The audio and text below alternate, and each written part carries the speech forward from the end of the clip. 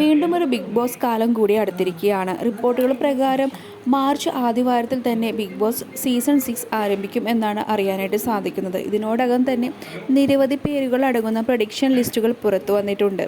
Big ബോസിനെ കുറിച്ചുള്ള പല ചർച്ചകളും സോഷ്യൽ മീഡിയയിൽ നടക്കുന്നുമുണ്ട്.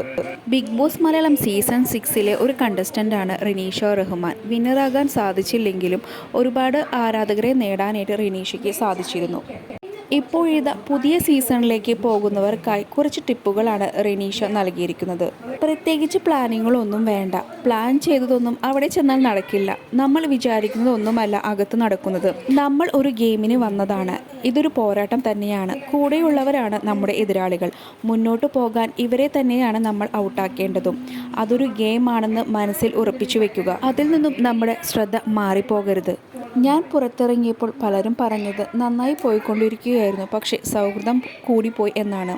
അത് നിന്നെ പിന്നിലേക്ക് വലിച്ചെന്നും ഒരു ഘട്ടം കഴിഞ്ഞപ്പോൾ റെനീഷയെ ബിഗ് ബോസിൽ തന്നെ കാണാതായി എന്നുമാണ് പറഞ്ഞത്. റെനീഷ ബിഗ് ബോസ് വീട്ടിലുണ്ടോ എന്ന് പോലും സംശയമായിരുന്നു. അതിൻ്റെ പ്രധാന കാരണം സൗഹൃദമായിരുന്നു എന്നാണ് അവർ പറഞ്ഞത്. കുറേ പേർക്ക് അത് തോന്നിയിട്ടുണ്ടെങ്കിൽ അതിൽ എന്തെങ്കിലും കാര്യം കാണാം. പക്ഷേ ഞാൻ സൗഹൃദത്തിന് വലിയ മൂല്യം കൽപ്പിക്കുന്ന ആളാണ്.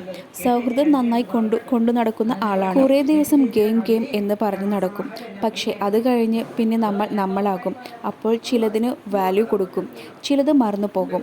അങ്ങനെ വരുമ്പോൾ ഞാൻ എവിടെയൊക്കെയോ ഗെയിം ആണെന്നത് മറന്നു പോയിട്ടുണ്ട് എന്നാണ് പലരും പറഞ്ഞതെന്ന് റെനീഷ പറയുന്നു. ഇനി പോകുന്നവരോട് എനിക്ക് പറയാനുള്ളത് ഇതൊരു ഗെയിമാണ്. 100 ദിവസവും ഓർക്കുക, കൂടെയുള്ളവർ എതിരാളികളാണ്. നല്ല വ്യക്തികളെ കണ്ടാൽ പുറത്തിറങ്ങിയ ശേഷവും ആ സൗഹൃദം മുന്നോട്ട് കൊണ്ടുപോകുക. അതിനകത്ത് ഗെയിമിനെ ഗെയിമായി തന്നെ കാണുക എന്നാണ് റെനീഷ പറയുന്നത്. കഴിഞ്ഞ സീസണിലെ വിന്നറായ അഖിൽ മാരാറിനെ കുറിച്ച് റെനീഷയോട് ചോദിച്ചു. അഖിലേട്ടനുമായി കോണ്ടാക്റ്റ് ഇല്ലായ്മയില്ല, എന്നാൽ ഭയങ്കര കോണ്ടാക്റ്റുമില്ല.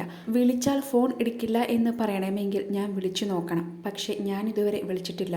ഷോ കഴിഞ്ഞ ശേഷം എന്നെ വിളിച്ചിരുന്നു. വീട്ടിലെല്ലാവർക്കും സുഖമാണെന്ന് ചോദിച്ചിരുന്നു. വാട്സപ്പ് നമ്പറും കൈമാറിയിരുന്നു. പിന്നീട് ചേട്ടൻ നമ്പർ മാറ്റിയെന്ന് തോന്നുന്നു എന്നാണ് റിനീഷ പറഞ്ഞത്. പിന്നെ അഖിലേട്ടനെ കാണുന്നത് ഏഷ്യാനെറ്റിലെ ഒരു ഷോയിൽ വെച്ചായിരുന്നു. അഖിലേട്ടൻ്റെ കുടുംബവും ഉണ്ടായിരുന്നു.